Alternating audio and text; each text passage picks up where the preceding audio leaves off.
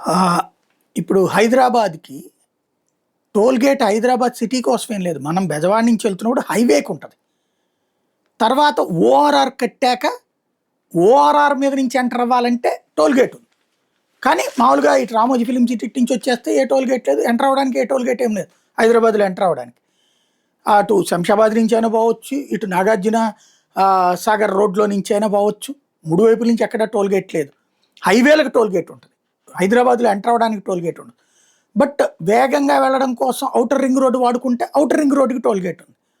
ఇప్పుడు అట్లాగే అమరావతికి ఈ బాబు గారి ఇంటి వైపు నుంచి అడుగుపెట్టే ప్లేస్ ఏదైతే ఉందో అక్కడికి టోల్ గేట్ ఉండదు గానీ, రింగ్ రోడ్డు మీద మాత్రం టోల్ గేట్ ఉంటుందట.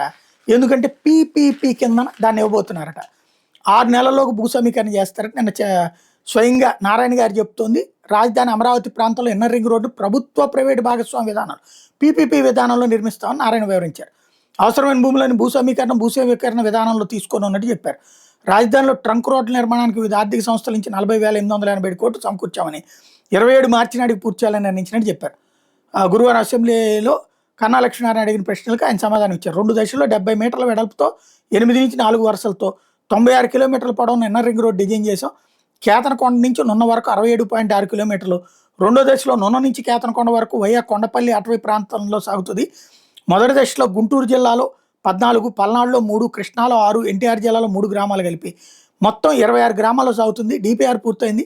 6 నెలల్లో భూ సమీకరణ పూర్తి చేయాలని ఆదేశించాం. ట్రంక్ రోడ్లకు 55 పనులు చేపట్టాం. 45 పనులకు సంబంధించి 18,779 కోట్లతో టెండర్లు పూర్తి చేశాం. ట్రంక్ రోడ్లు, లేఅవుట్ రోడ్లు, భవనాలకు 6,289 కోట్లు చెల్లించామని చెప్పేసి చెప్పుకొచ్చారు. అంత బాగానే ఉంది. కానీ పీపీపీ అంటే ఏంటి? రోడ్డు ప్రైవేట్ రోడ్డు మెయింటైన్ చేస్తాడు, టోల్ గేట్ పెట్టి డబ్బులు వసూలు చేస్తాడనమాట.